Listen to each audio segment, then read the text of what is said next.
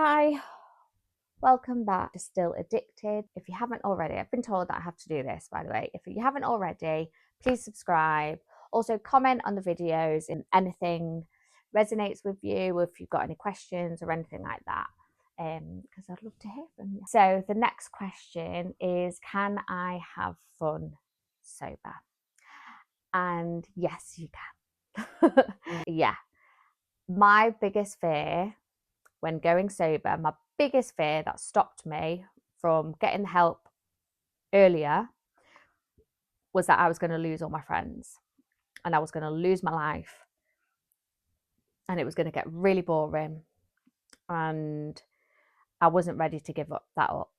And that kept me in the pain, it kept me in the madness, and it kept me in that fucking cycle that nearly destroyed me. So this episode is actually so important to me and one of the biggest reasons of why I wanted to start this channel, because I wanted to show people that I myself and my mindset is very, very still the same, as in like my thinking is still the same. I'm still not, and a lot of my life externally hasn't really changed that dramatically. Obviously it has changed, but I'm just able to live my life. I'm just able to live my life presently and really take everything in and be in a good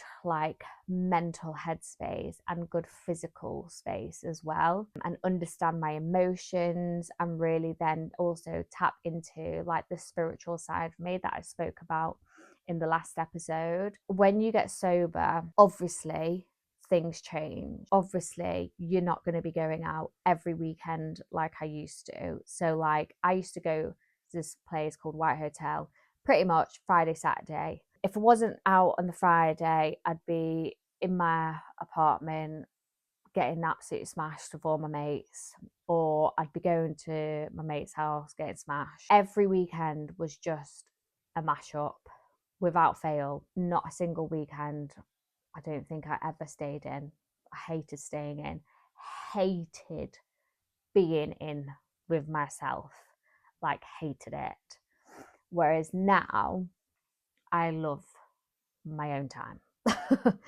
And I love learning new things, going to new places, doing different things, such as going for walks in nature. Like that may seem boring to you, but for me, it's so lovely. Like, and it's so good and so like nourishing, like for my mental health, because my brain's like goes 50 million thousand miles per hour. And when I walk, for some odd reason, I don't know how it happens, but it's like silent. It's literally silent. And I like clock it like halfway through the walk that I've not had about a million thoughts going through my head. Mental. So good though. And I class that as fun. Whereas the old me would have fucking hated that. Would have absolutely hated that. You're telling me I'm going for a walk and we're not getting mashed? Nah, not for me. Do you know what I mean? Whereas now, love it. So it's stuff like that that changes. But, and I think the biggest thing for me is obviously going out, raving, going to nights. Music is everything to me, always has been and always will be.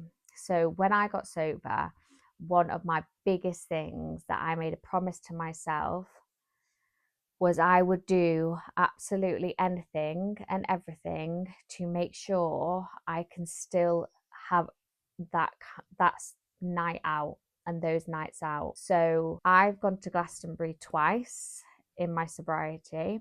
The first time I went by myself. I'd just broken up with my ex-partner and I had the ticket and I was like, do I go? I was 18 months clean and I was like, do I go or do I not? I found out that there was 12-step meetings in Glastonbury and that was my fucking green light. I was like, let's fucking have it. I am somebody that is such an advocate in the fact that you can get sober and you can still go to festivals, you can still go to raves, you can still live that life. It's obviously going to be different to you going out every weekend, because you can't be going to a pub every weekend and expect to stay sober, because slowly but surely you're gonna find yourself just wanting it a little bit more each time. So the way I do it is I'll go to a night, or I'll go to 2-3 nights, say like within a month, and then I'm done for a good 4 to 6 months, and that I'm okay with that. Like, I'm absolutely fine. There's this thing that me and my partner do where we look at each other and we're like, I'm itching for a dance, and that's like 4 to 6 months has gone by since I went to the last night. Do you know what I mean?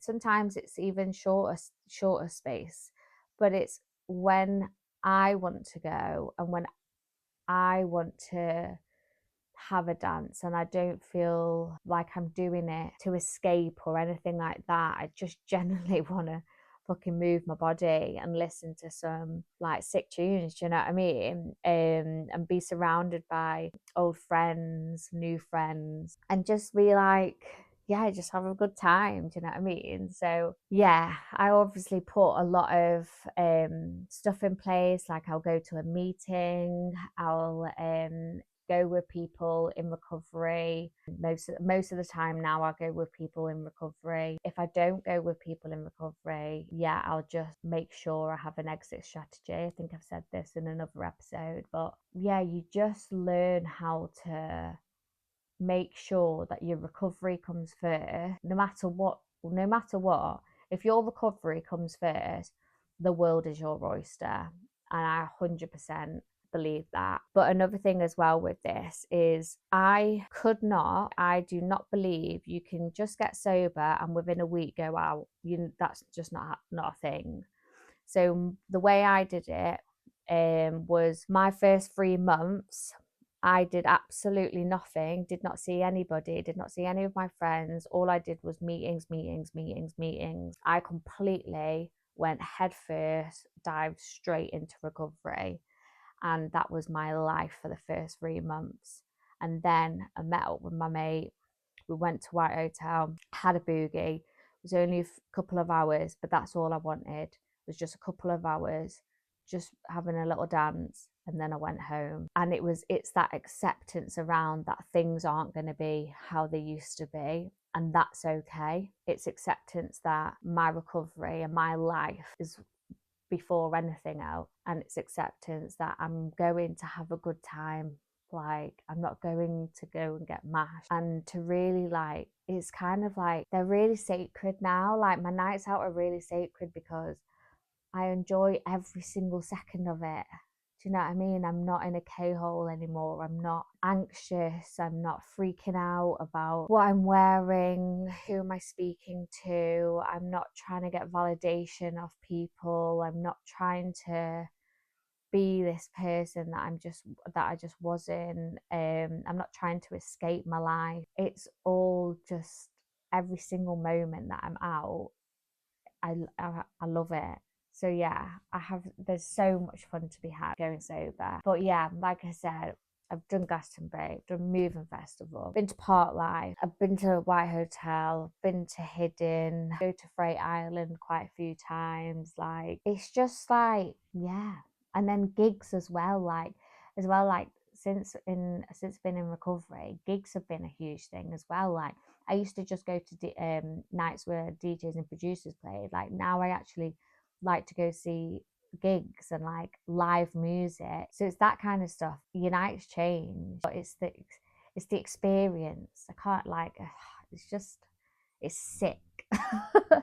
And like, you can hear every beat of the tune and like every vibration. Like, you can literally feel like everything's, yeah, it's so good. So my advice, anybody wanting to keep that side of your life, because you can keep it, it's just going to be different. Accept that it's going to be different. It's not an every weekend thing. Keep your recovery absolutely number one, your forefront of your mind, and don't think you can just go out a week after you've got sober. Really lock into your recovery, get that foundation under you, get those connections, really like work hard on your recovery, and then you'll start to slowly feel like you've got strength and a shield around you that you can be in those environments, and then just enjoy it. Yeah, just enjoy it. I hope that helps.